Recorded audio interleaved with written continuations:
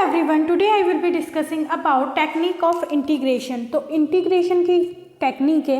It means जो coefficient होता है अपना, यानी कि जो फंक्शन का कॉफिशेंट है एस, उसको क्या करते हैं अपन डिफ्रेंशिएशन. कॉफिशेंट क्या हुआ x, with respect to x अपन डिफ्रेंशिएशन करते हैं. तो इसको क्या लिख सकते हैं एफ डैश एक्स.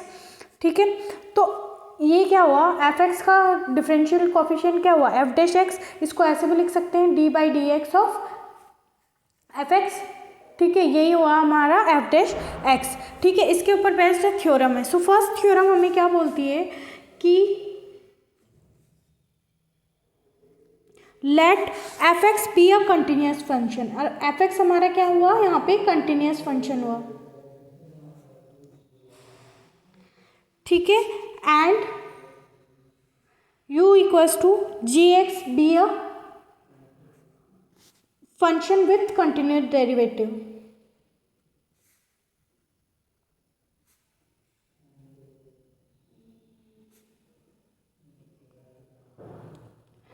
जी एक्स का डेरिवेटिव क्या होगा जी डैश एक्स.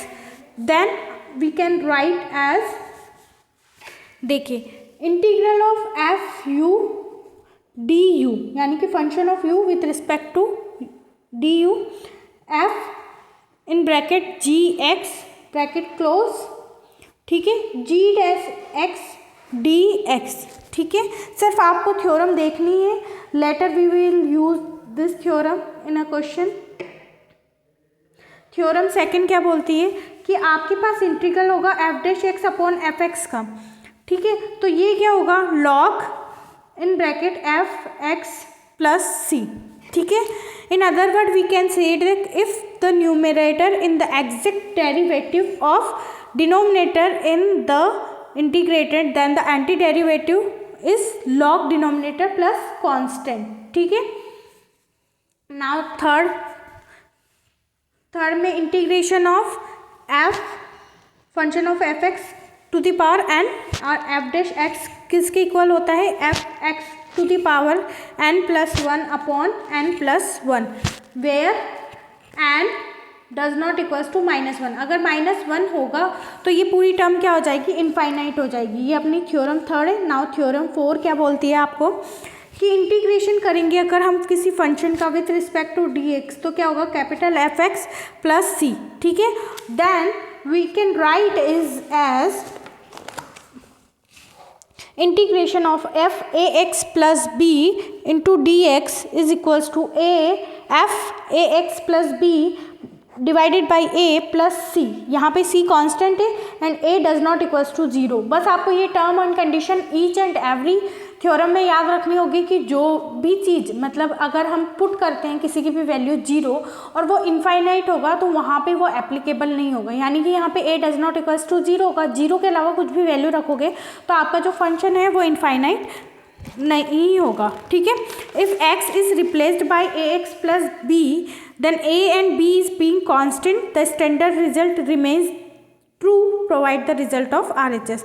नाउ एक और रिजल्ट आपको याद रखना है A X plus B to the power N D X is equals to किसके होता है A X plus B to the power N plus one upon N plus one into ये वाला ए.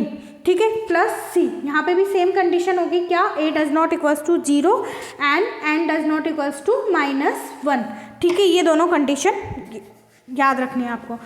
कुछ और रिजल्ट के बारे में डिस्कस कर लेते हैं. Suppose ten X D x, ये क्वेश्चन गिवन है अपन को. ठीक है, इंटीग्रल करना है इसका, तो इसका डायरेक्ट क्या लिख सकते हैं minus log cos X plus सी. ठीक है, या फिर आप इसका रिजल्ट लिख सकते हैं लॉग सेक एक्स प्लस सी. ठीक है, यहाँ पे क्या होता है x does not equals to N odd multiple of pi by to.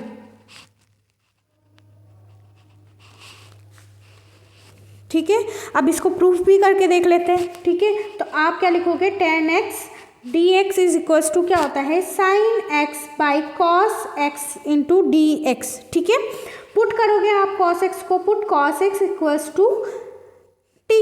सो क्या होगा कॉस एक्स का क्या होता है minus sine x D x equals to D T. ठीक है, यहाँ से आप क्या लिख सकते हो, साइन एक्स डी एक्स की वैल्यू लिख सकते हो यहाँ पे। तो sine x D x equals to minus d t. कैसे आप ये सेम टर्म्स यहाँ पे देख रहे हो, तो इसकी जगह आप क्या लिख सकते हो, minus d t by cos x. ठीक है, तो आप लिखोगे यहाँ पे minus as it is d t, cos x क्या लिखा था अपन ने, टी, तो यहाँ पे लिख सकते हैं minus d t by T. मतलब अब आपको टी 1/t का किसके रिस्पेक्ट में करना है, डी टी के रिस्पेक्ट में इंटीग्रेशन करना है।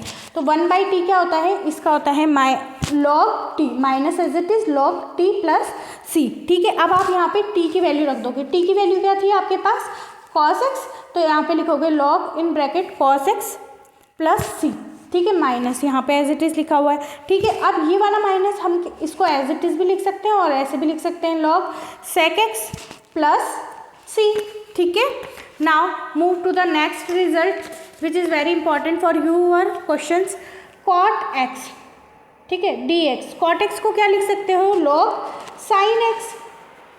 ठीक है, log sin x प्लस सी लिख सकते हो। यहाँ पे भी सेम कंडीशन आपकी होगी, x does not equals to N odd multiple of π/2। इसको भी प्रूफ करें, cot x dx को क्या लिख सकते हैं आप, cos x upon sin x into D x. ठीक है, पुट करोगे यहाँ पे sin x equals to t, तो ये क्या हो जाएगा, cos x dx equals to dt। ठीक है, अब आपको पता है cos x dx तो यहाँ दिख रहा है आपको, यानी कि ये चीज़ आ गई, sin x आपने पुट किया था, तो ये भी टर्म आपके पास क्या आ गई, dt बाई t। इसको क्या लिख सकते हो आप, log t प्लस सी। यहाँ पे log t की वैल्यू लिख दो, तो log as it is t की वैल्यू क्या थी, sin x, तो sin x आपने रखा प्लस c। ठीक है, इस तरह से आप ये कर सकते हो। Now move to the next. अगर आपको दिया है sec x dx, तो आप इसको क्या लिख सकते हो, log sec x plus tan x plus c। Same condition, x does not equals to N odd multiple of π/2। ठीक है, अब आप क्या करोगे, sec x plus tan x को t माना आपने। ठीक है, तो अब यहाँ पे क्या होगा, sec x tan x, sec x tan x, ठीक है, plus sec square x, tan square x का क्या होता है, sec square x dx equals to क्या होगा, dt होता है। ठीक है, यहाँ से मैंने क्या किया, sec x कॉमन ले लिया, sec x कॉमन लेते हैं तो यहाँ पे बचता है tan x plus sec x, यही बचा इक्वल्स टू dt। अब आपके पास क्या है, sec x tan x। ठीक है, तो dt आपके पास हो गया और आपको पुट करना है क्वेश्चन। नाउ पुट करते हैं आप। ठीक है, तो आपके पास ये आया था sec x कॉमन एंड यहाँ पे आया था sec x plus tan x dx equals to dt। ठीक है, जब आप पुट करोगे आई में आपकी जो भी क्वेश्चन होगा, तो वो क्या होगा, dt by T. dt by T क्या होता है, log t प्लस सी। यहाँ पे t की वैल्यू लिख लो, t क्या माना था आपने, t माना था आपने sec x plus tan x, ये माना था, तो यहाँ पे पुट करोगे log in modulus sec x plus tan x plus सी। ठीक है, नाउ फोर्थ रिजल्ट आपको क्या बोलता है, cosec x dx equals to क्या होगा, log cosec x minus cot x plus सी। ठीक है, x does not equals to an even multiple of π/2। ठीक है, तो आप क्या लिख सकते हो कि i is equals to cosec x dx। ठीक है, अब इसमें थोड़ा सा ट्रिकी पार्ट आपको याद रखना है कि मल्टीप्लाई करना है और डिवाइड करना है, किससे, multiplying and dividing cosec x minus cot x है। ठीक है, बोथ साइड मल्टीप्लाई और डिवाइड करना है। इससे क्या हमारा जो क्वेश्चन है वो इजी हो जाएगा और सॉल्व करने में हमें कोई प्रॉब्लम नहीं होगी। तो यहाँ पे लिखेंगे cosec x in bracket cosec x minus cot x upon cosec x minus cot x dx। ठीक है, अब आप क्या कर सकते हो, पुट कर सकते हो यहाँ पे cosec x minus cot x is equals to t. ठीक है, जैसे ही आप पुट करोगे तो कॉसेक एक्स का क्या होगा, minus cosec x cot x. ठीक है, और यहाँ पे क्या हो जाएगा, प्लस कॉट एक्स का क्या होगा, माइनस कॉसेक स्क्वायर एक्स, तो कॉसेक स्क्वायर एक्स, क्योंकि यहाँ पे माइनस था तो माइनस माइनस प्लस हो गया। ठीक है, ये हो गया d x equals to D T.